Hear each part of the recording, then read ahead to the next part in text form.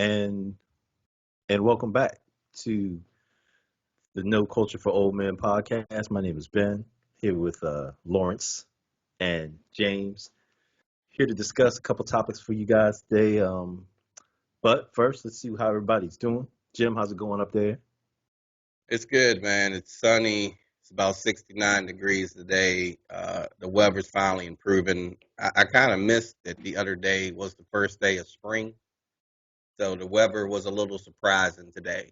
But it's all good. I'm glad spring is here. How about you, I thought, Tyrone? I thought today was the first day. Is it the 20th or the 21st? Today, I believe today is the first day. See, that's what I'm It's a good, saying. I don't even know. it's a But good day. yeah, it feels like spring. Good day, COVID free. So another Exactly. good day. Even COVID free is the thing. I mean, that COVID free.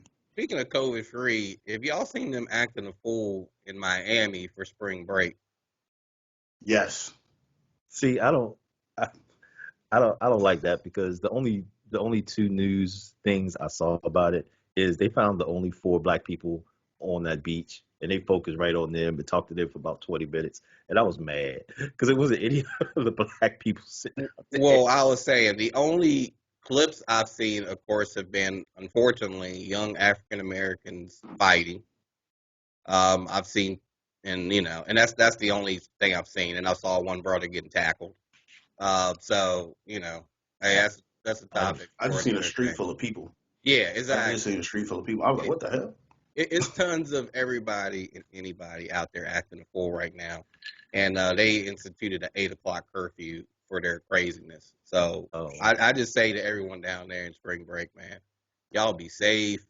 I know you think you're invincible at this age, but hey, just take a chill on that, and maybe just do some fireside chats or something instead of being out in the streets all night. I don't know what to tell you, man. marshmallows, man. You can Stuff like drink that. anywhere. I don't really get it, but hence we're no culture for old men. Hey, and leading into that, we're going to go into a serious topic for today. And our first topic of the day is NCAA women's basketball. Everyone saw the images that were put out by the Oregon player, in which the inequities of gym equipment and weight equipment. And then later in the day, we saw pictures of inequities, of course, even in food.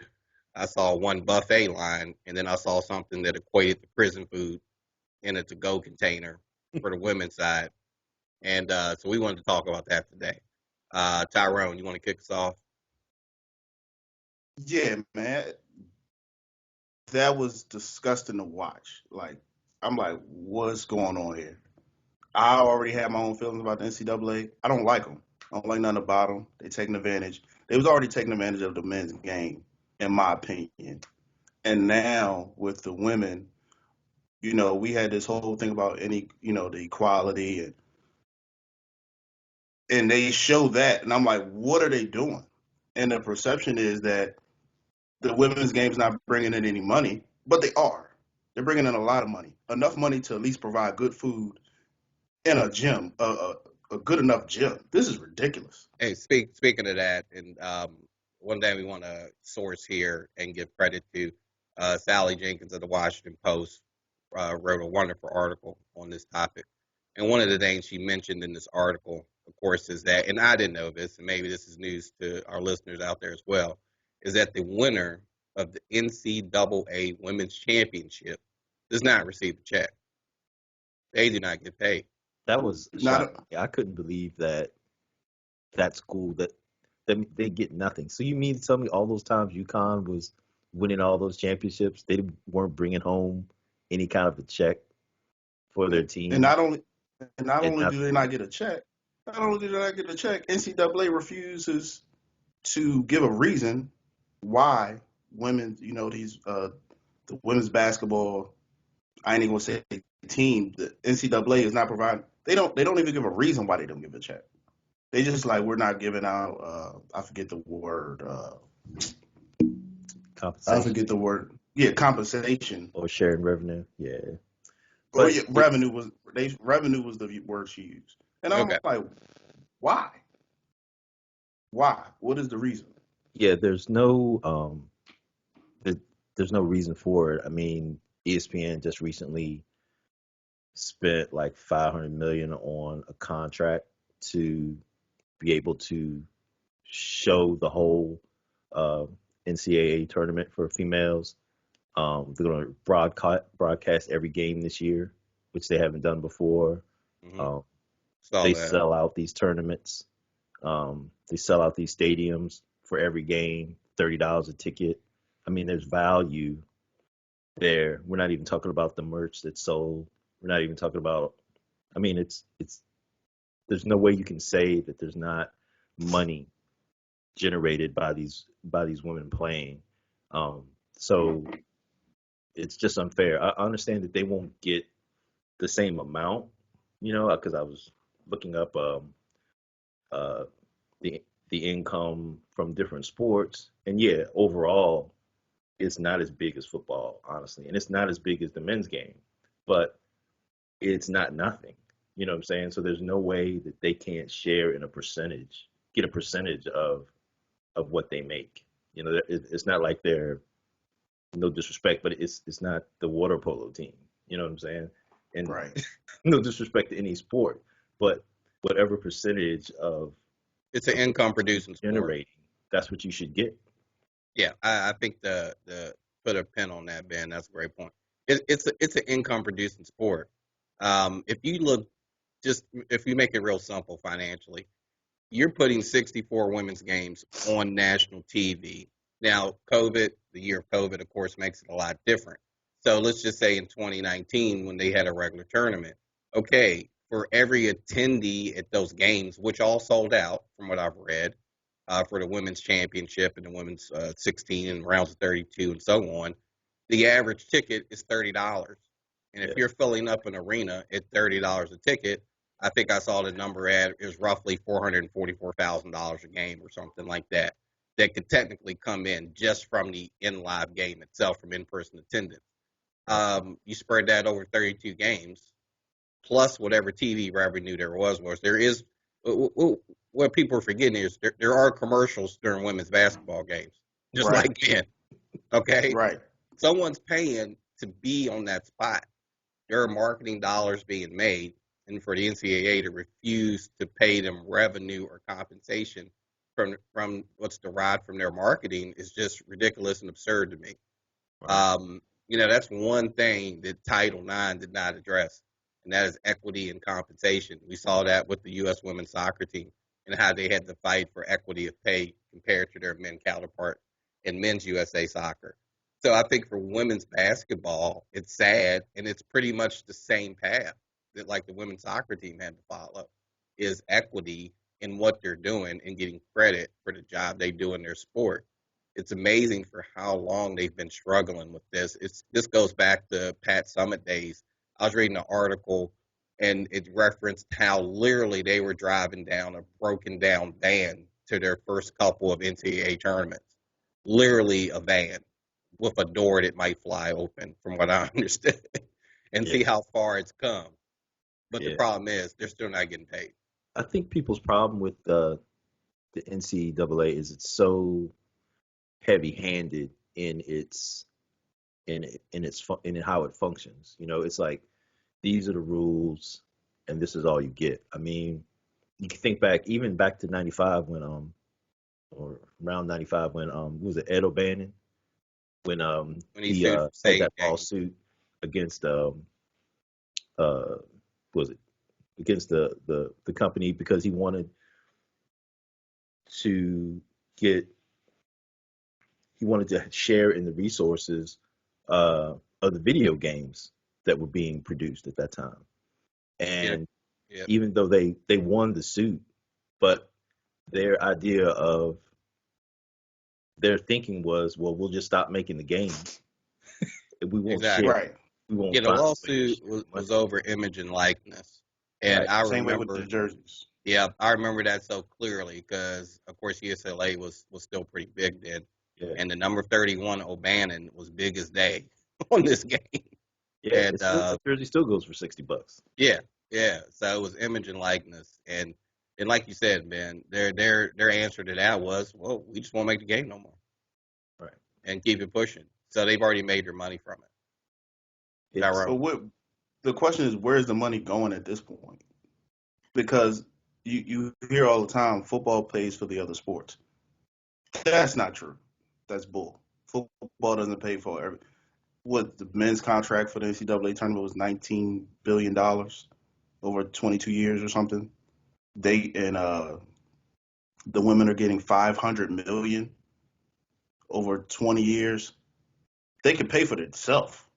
So where's this money going? It's not going to throw the tournament. I'm sure the advertisement dollars is paying to throw the tournament, or the tournament might be paying for itself. So where's this money going? In the people's pockets. So the NCAA has a lot of like okay, I looked this up. A breakdown of this year, they're at $1 billion worth of income from all sources of revenue, right? But they pay out to their Right. different divisions close to 1 point, yeah, close to over 1,032,000. They made 1,057,000. They're paying out like 1,032,000. Is that a million or a billion? A billion, sorry. That's what I thought. So this leaves them a total of $425,000 for the heads, for the pay for their salaries and stuff like that.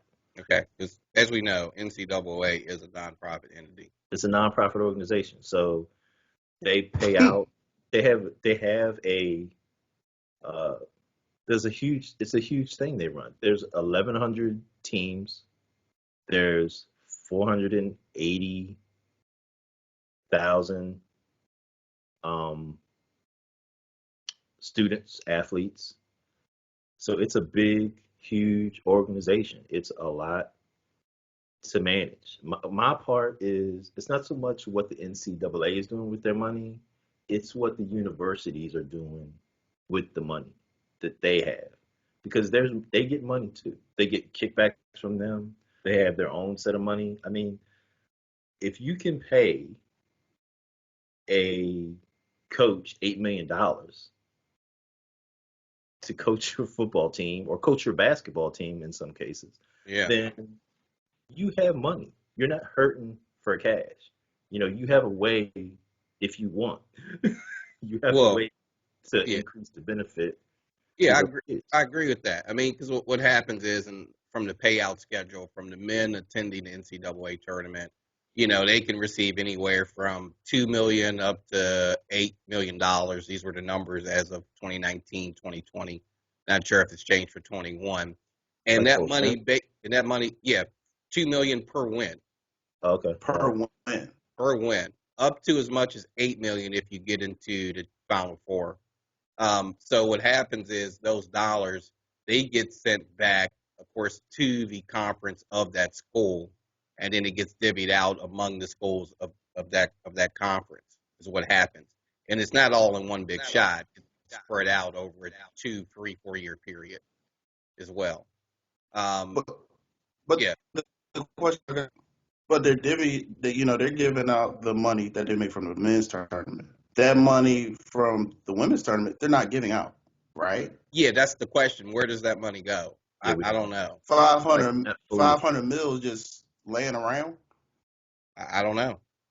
Well, they do have like 600 mil in reserve, as I saw as of 2019. I was looking so they Well, have, And but they spent a lot of that this year. the problem they is they this: got they're they not got calling out their 600 fair mil share. they got 600 mil in reserve, and they give the women a weight set from Walmart in an empty room and say, "Here's your gym." That's bull. Right. Well, and this is the problem with this too, though. They had a whole year to plan for this tournament. They knew it was not going to be a normal tournament this year, and yet they still ended up with this weak and whack gym room, and then also with this food that they were handing out to the players. They had a year to plan this, so someone signed off on this, and that to me is what makes it sadder. It's it's like we always say when like me and the wife were always talking about advertisements, and we're like there was no black person in the room when somebody did this commercial, because no somebody would have said, hey, this isn't cool. And I feel like at high levels in college athletics, there aren't enough women in the room to say, okay, what, this isn't fair. To look at it and be like, how is this fair to have this for the guys and these for the women? Just a simple eyeball test would tell you it's not fair. So that's what I feel. There are I some mean, it's women. Yeah, real quick, Tyrone. I'll roll yeah, it go, over go, to go you. ahead. Yeah, real quick. Yeah, there are some women at the top levels of the NCAA. But I think as far as athletic directors goes, there's only 4 women athletic directors among the major schools. Is that right, Tyrone? That's correct. Yeah, that's from the article. That is correct. I Yeah. mean, Yeah. it's But again, ridiculous. But this is the problem I have with the NCAA, right? So we both seen you guys both seen the food pictures that they gave, right? Yeah. So if I'm a student, I'm like I'm not eating that. But if I go out to McDonald's and meet a friend or something, and they buy me or they give me a couple $100 cash and say, here, take care of yourself for the week, I lose my scholarship for that. I lose my scholarship. But you get to feed me that. How is that? That is no way that is okay or fair, and is no way is acceptable or explainable. And then I didn't even read what the NCAA response was to Dawn Staley's letter. I didn't even read it because I was like, they're full of crap. Because they're like, we're okay. gonna fix it now. They're like, we're gonna fix it now. Fix it now. You should have never been done. I don't like the NCAA. I can't stand them. I hate them. It's That ridiculous, leads man. that leads to me that there's got to be people in the room with the authority to be like, this isn't fair. I don't think any, like, if Pat Summitt or some ex-coach like her is sitting on that board for the NCAA tournament and they're looking at what's going on for both. There's no way they're saying, hey, that's acceptable. You know what I'm saying? You got to have somebody who can push the button and say, look, stop, this isn't fair. Yeah. Where I challenge you on that, Jay Billis, ex-player for Duke. I know he challenged the NCAA on a lot of stuff, and it got to the point where they told him to shut up, or you gonna lose your job. It got to that point. Hey, like I said, I don't doubt. Like I There said, is people, and they're like, "Hey, they I are gotta." heavy-handed. I don't disagree with that at all. I don't disagree with that at all. Well, It, when you it's work for media and you're working the media that supports the institution of the NCAA, I can see that happening. That's no different than if you're an NFL commentator and you're calling them out every week. Someone's going to get a call and say you need to calm down because you're not going to be calling my games no more. I mean, so I can right, understand that. But it's not right, just up to the Jay Billises of the world or the Don Staleys of the world. It's up to reporters to go out there and do some more digging on this money. I think there's way more information to find out on that. It's not a lot out there. I mean, you can search and you can see base numbers of where money goes, but it doesn't explain. You can find where the money goes, but it doesn't explain why it goes there. Okay. And, what's the basis for it? Why does it go here? Why don't you just call it out in plain English that, hey, the women are worth this much in our game? That's what you're not going to find out. And, that's what needs to be found out to me. You have to be in those meetings, in those boardrooms to understand what's the process behind it and why they do it the way they do it. Legislation is always a thing, between Congress. They've had hearings on this in the past years before when the Ed O'Banion thing started, and then a couple of years later about use of likeness. There have been some recent laws passed in California that promote paying for use of likeness, but it's going to take a while for that to spread throughout the country for women and for men's games. And it has to be right. equity there when it starts rolling through. But I think more people, like Ben said to his point, there needs to be more people in the room. There needs to be more women in the room to help make these decisions. So we don't end up with jail food versus the buffet line versus for the men's side. We just need some equity here. Yeah, the food pissed me off even more than the gym. I'm like, y'all feeding people that? That's what y'all It was feeding people? horrible, man. Are you I was crazy? like, I would not give that to anybody. And you're gonna roll up and I mean, I saw on the men's side, I saw chicken, I saw ribs, I saw potato salad. I Mac and mean, cheese. mac and cheese. Are you Look gonna like Thanksgiving. exactly? It looked like Thanksgiving dinner, and what the unfortunately what the ladies got looked like meal prep from Sunday from our houses. It's crazy. Yeah, it's not It good. and looked like and meal prep. I did see an article where big sporting goods were like they would donate equipment to the tournament, and I'm like, NCAA don't need no donations. They don't No, need no donations. no. Donate nothing. I can see how it's hard to come across gym equipment on 1 hour's notice. I mean, during COVID, we've all seen the shortness of gym equipment throughout the marketplace. It is hard to get a stack of weights. It's hard to get plates. It's hard to get tension bands. You just can't do it in COVID. The supply finally has come back a little bit, Or they so I just can have see why lying Dick's around. maybe offered that. But the point still is, the NCAA had a whole year to plan this. Yeah. That Right. equipment should have been In, sitting on the back of a truck somewhere, and it what's should have been in loaded, San packed, and Antonio? stacked. What do you say, Ben? It's in San Antonio. What's that got to do with it? It just seems like What's that matter? Trying to understand. This is I San don't know. Antonio. Could they get some? Could they get some weights from the Spurs or something? Open up. I mean, it don't matter. I mean, there's thousands of universities in Texas, right? That's what I'm saying. Like you Just said, like right? Yeah. colleges and 3 basketball teams. Y'all could get some weights and some dumbbells from somebody. It's Man, there's plenty of they training were facilities. they Yeah. were telling they were telling these basketball players before school started that the NCAA is having a tournament. Period. No matter what they haven't got to do, they're having a tournament.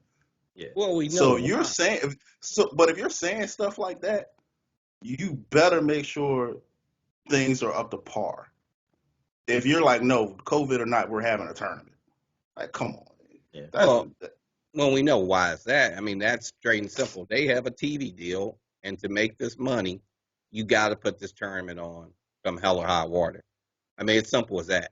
That's all it comes out to. right, So right. if you know this tournament's popping off, then equity is required for all participants.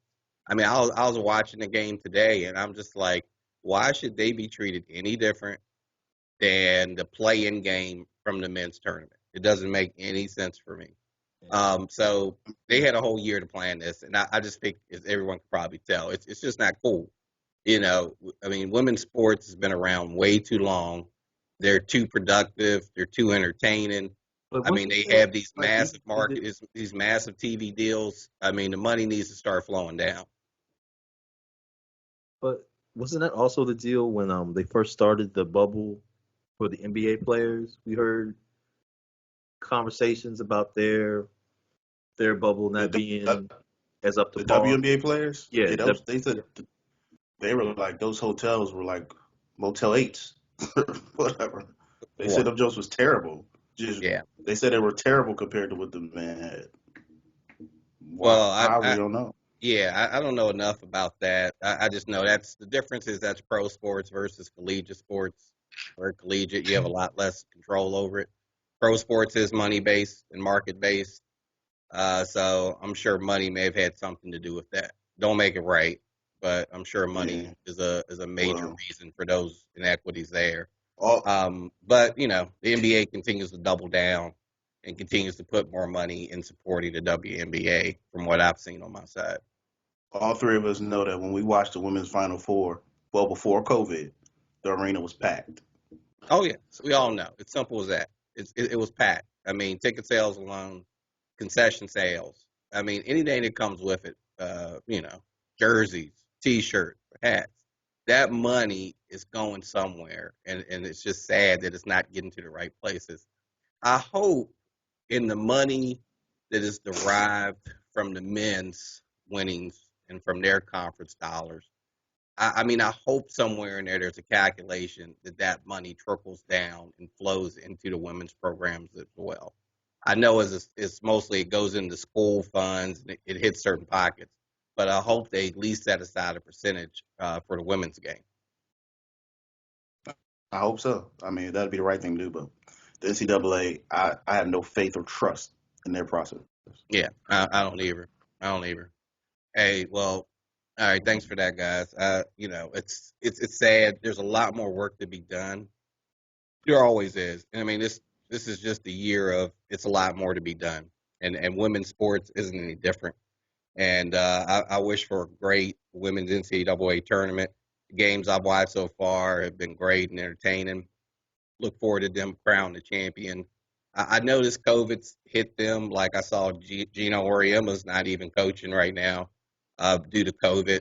So he's going to have to miss his game that's played today. I don't know if it's already been played, but I know he had to miss his game. So hopefully they have a successful tournament. Hey, with that, let's move on. We got a second topic for today, and that topic is Deshaun Watson. Um, Deshaun Watson, man, This is clown. current is allegedly and currently um, 7 civil suits have been filed. Per the lawyer of the 7, there are 5 more pending, so it could be up to a total of 12. And we all want to use the word alleged here. We all want to use the word we don't know on a lot of this stuff. It's just talk for the most part. Um, you know, I want to say this. I mean, 7 accusers at this point. We don't know what his defense is. We don't know what his lawyer's take is on this. There's going to be a lot more to come out about this story. I want to stick to the football side of it for now. Of it's just crazy how all this comes up after he's demanded a trade, and how's this going to affect the trade? But it's hard to say. You can't not talk about this and not talk about these 7 women and soon to be 12 women. I mean, what effect is this going to have just in the space? This is social now. It's beyond sports at this point.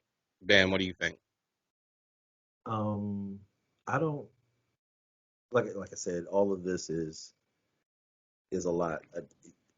When whenever you hear of someone who's in this situation, my first thing is, okay, this is terrible. I hope it's not true. I hope everybody's okay. And then you start to hear about the additional females. It's never just one. You know what I'm saying? Like with Cuomo or anybody. There's never it's never just a one person. Allegedly. It becomes there's a snowball effect, it seems to be, to these things. And that's always concern that's the concerning part to me.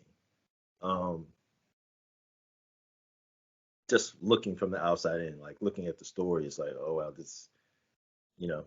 But at first, when I was just heard about it at first, when you heard about 4 people, I was like, oh, this is terrible.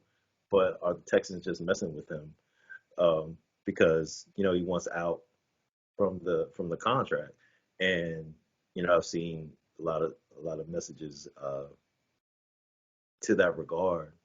But that would be absolutely the worst thing. Not the worst thing, but that would be terrible if that in effect is what's going on. But I mean, as far as we know, this guy was a straight lace, stand up kind of dude for the first 3 years of his contract, and suddenly now it just doesn't make a lot of sense. I believe that anyone who has brave enough to make this kind of accusation deserves to be heard, and process needs to be done as fully and as equally as possible. I just hope everybody's being honest, and I hope the legal system does its job. That's all I can think about it. I don't know. Yeah, I think yeah, I agree with you, Ben. I mean, you have 7 accusers, soon to be 12. I hope all their concerns are heard. They get their day in court and they get the resolution that they need. Beyond that, I hope that, physically and mentally they've gotten the help that they needed and they're healthy in that respect. So that's first and foremost. Second, of course, will be Deshaun Watson and what his response is to this and what his defense is for it. You know, and if these allegations are true, you know, is he going to get the help he needs? If it's true, and we don't know that, that's the sticky thing here. You know, when you go from one accuser to three, and then five, and then seven, it's a snowball, and we got to see what happens. Court. Hopefully, everyone will get their day in court, and everyone can tell their side of the story, and we can see where this leads to. Tyrone, what do you think?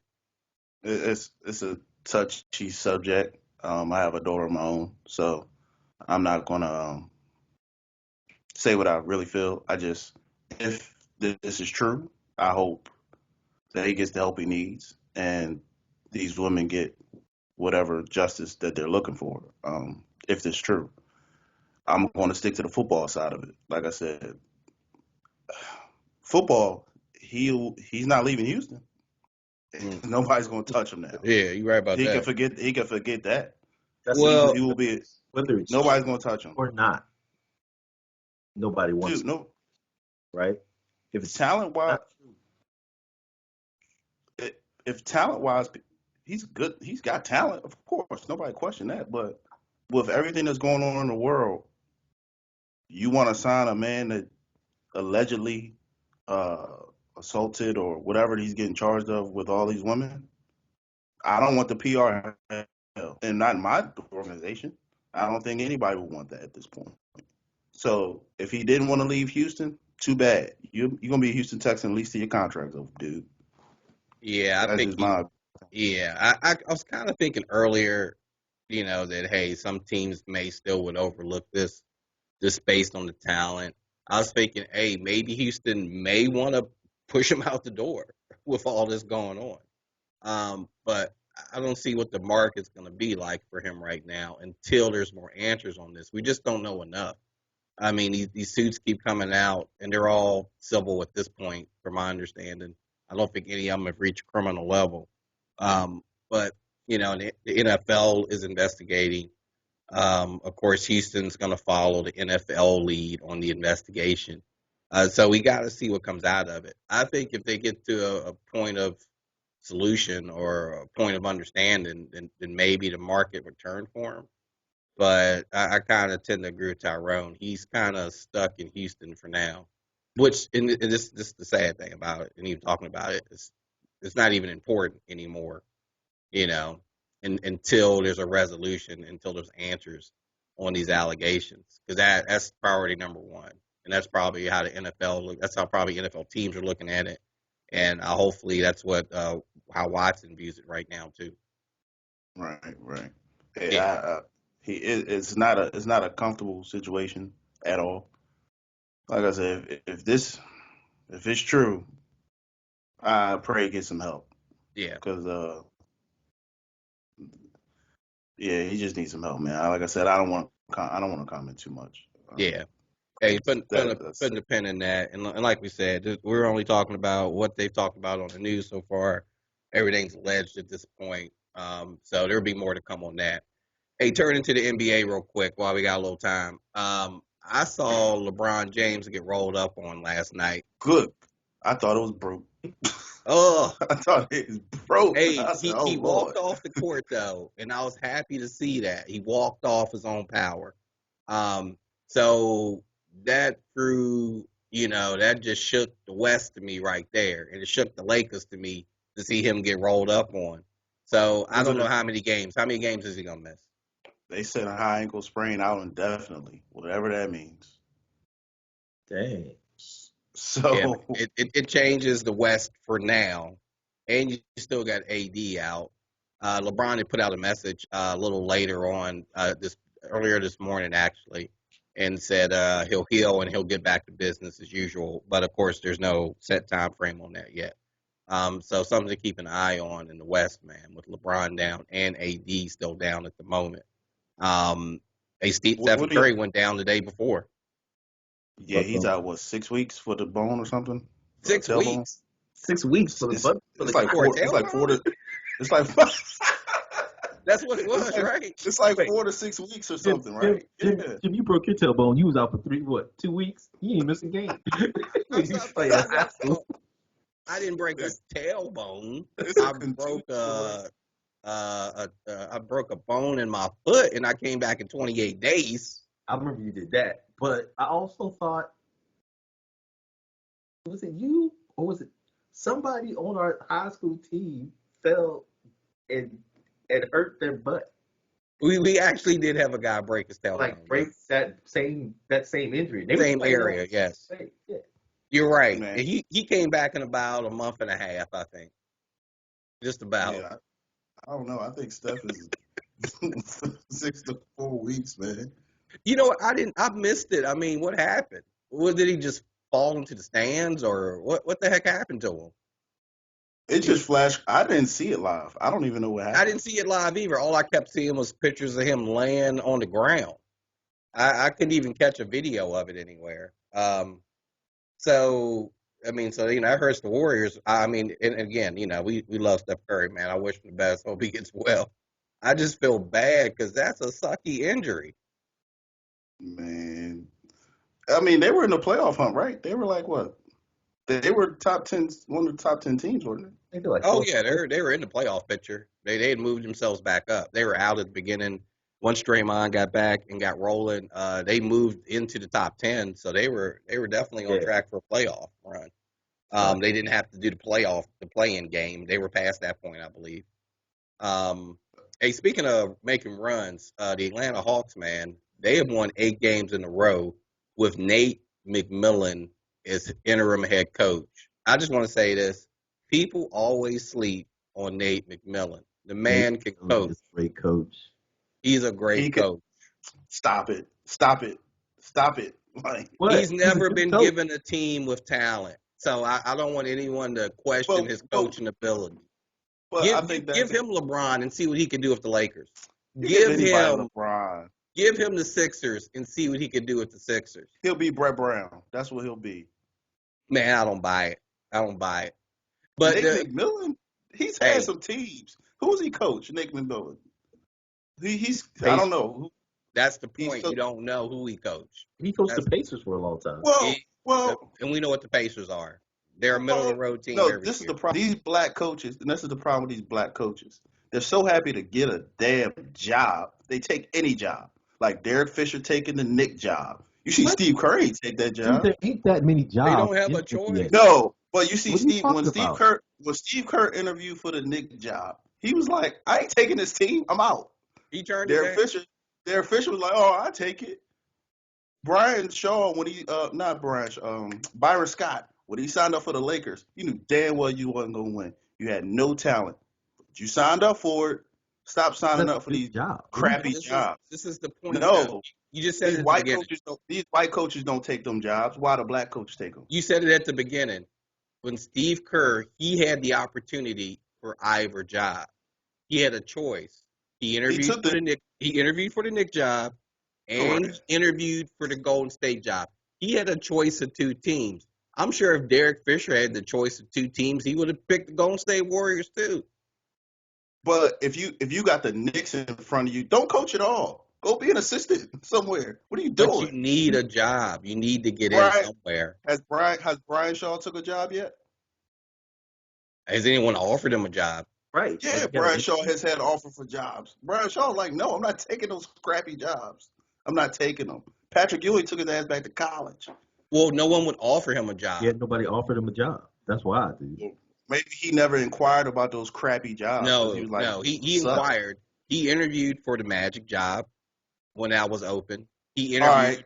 He interviewed. all right. Yeah, He Dude, interviewed for the if you want Hornets to be a job. coach in the NBA, this, take this how whatever I know. job is This there. how I know y'all be talking crap, Jim. I know for a fact if somebody put the old New York Knicks roster in front of you, you would not coach them. Y'all are such full of crap right There's now. only 30. How many teams in the NBA? Would you coach him? Would you coach him? How many Would you teams in the coach him? NBA? 32. 30, I don't know. All right. 32? There are only Would you coach? 32 teams in the NBA. If you offered me the New York Knicks job, yes, I would take it. Then prepare to lose. Okay, That's I don't know. fine, but at That's least I fine. have That's a part of the job. job, man. You can't. No. It's opportunity, man. I You don't see what care. those I don't care what you say. It's all about opportunity. If there's only 32 teams in the league, if you're going to give me a head coaching job, look at how long Silas for Houston was. He was an assistant coach for 18 years, and you're telling me that he had a choice in this matter? This is his first NBA oh job. You got to hold on. start somewhere as a Silas head for New coach. Orleans? No, You said Silas coaches the Rockets. Rock when Right. well he started out thinking he was gonna have Russ and James Harden. I would have took the job too. He didn't know James Harden wanted out of there. But He he said that couldn't on national help TV. them. He said our whole plans is to have James Harden on that team. I'm sure if he didn't think James Harden was gonna be on that team, he wouldn't have took the job. You don't get to choose a lot of times where you get to go. You just gotta go. Exactly. It's the A NFL, lot it's of the NBA. a I lot of mean, times you don't, but a these lot of times you do. these are coveted jobs. You Yeah. know, you take what you can get as an African American coach, and you make the best of it. My You thing is, know, like with be honest. Nate, I brought it up for just one because I'm like, hey, I like the Hawks as a young team, man. But I just think it's real cool that Nate, of course, gets another chance to coach a team, and actually a team with some talent. And I think what you do is, as an African American coach, you make the best of it, and hopefully it parlays into something bigger. But it Um, won't. Yeah, but those Pacer teams were good they teams. were He good had solid. teams. He had solid Who was teams. on the who I, was on those Pacers I just teams? know he made the playoffs and he had solid teams. Exactly. He So made the playoffs. and and he doesn't get like he went years without getting another opportunity to coach. Stan Van Gundy or these Van Gundy brothers, they keep retreading. Stan Van Gundy went a long time without getting an interview, dude. But he doesn't deserve to be coach. Oh my God. I think the question, this always goes back to NFL too, and NBA is the same way. It's retreading coaches. So, you know, okay, Van Gundy, I like the Van Gundy's cool. I'm glad they're in the game. I think the game's better for it. But you know, for the NBA for so long, there was always these coaches who just kept coming back and coming back. It was like George Karl. George Karl had a job anytime he wanted a job. And I think we've got to the point now where they're starting to insert, you know, African American coaches in there. But you got to get in. You got to get in the circle, man. You got to be within to get a job. Unfortunately, and that's how it works. Who's So that I'm hoping Houston last year? one, either the Hawks will make Nate the full time coach and promote him and give him the job, or hopefully he'll get serious consideration for next year when there's job openings. I just think he's a Nah. solid coach, and I think he needs more opportunity than he's got. That's all I'm thinking about it. Let me ask you this: has Doc Rivers ever took a bad job? Man, Doc is an upper echelon coach. Doc's a championship coach. He So wasn't compare an upper. He was not an upper echelon what coach would you when he call him? started coaching Tracy McGrady. He was like, "Oh, you got Tracy? Oh yeah, I'll sign. Yeah." Well, hey, that's great. I mean, he had a star to coach. Good for Wait, what him. was his first Or job? maybe he Where was was there his the year first job? before Tracy got Orlando was his there job. Orlando was his first job. when they blew the 3-1 lead. Yeah. Yeah. Maybe he was there a year before Tracy. I'm not sure, but I don't ever remember Doc not taking jobs that didn't have talent. Well, Doc was a former player, well respected. Hey, he had good opportunities. I'm just saying there's not a lot of opportunities when it's only 32 teams. Man, the last 5 years of Doc Rivers' career, everyone was saying he was going to be a coach. Okay, it was like Exactly. locked They're in. grooming. It wasn't like, oh, I just quit. Let me decide to be a coach. The coaches knew that guy was Hey, going to be a coach. kind of Jason, similar to Tyrone Lue. Everyone Jason, knew that Tyrone Lue was going to be a coach at some point in time. Jason Kidd ever took a bad job? He took Giannis, and then he took that old Brooklyn team. He ain't taking no bad jobs. I Jason think Kidd, and now Jason Kidd an assistant with the Lakers, waiting for that coach to mess up so he can get that job. Right. yeah, I don't think that's going to happen though.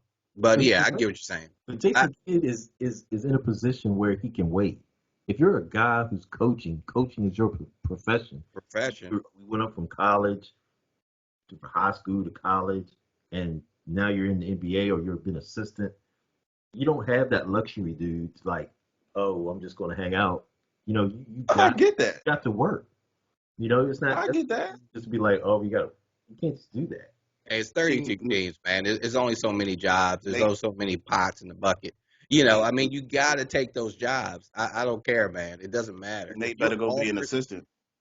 No, he don't want to be an assistant, I'm sure. Who don't want to be a Yeah. head coach of an NBA team? Then have fun losing. All right. Speaking of that, man, I don't get that one. Man. Yeah. Have It, fun it don't, losing. it don't get that. Hey, let's round up here. Let's see here. NCAA men's tournament's going on. You know, they'll crown the champion this coming week. There's been a lot of brackets upset. You know, there's really. I think all we can say this year is that the bracket and the ranks and the numbers beside the teams doesn't matter this year. It's a COVID year. It's a COVID championship. Doesn't matter. We'll just see who ends up to be the champ. When that happens, we'll talk about it then. But it's a lot more basketball to be played. Oh, yeah. Ben, you got any closing remarks here, man? We're gonna close this out. Rest in peace, Marvelous Marvin Hagley. Oh man, thank you for saying that, Tyrone. NCAA is trash. Hey, with that, Period. this has been the No Culture for Old Men podcast, episode 2. Thanks for joining. Everyone have a great day.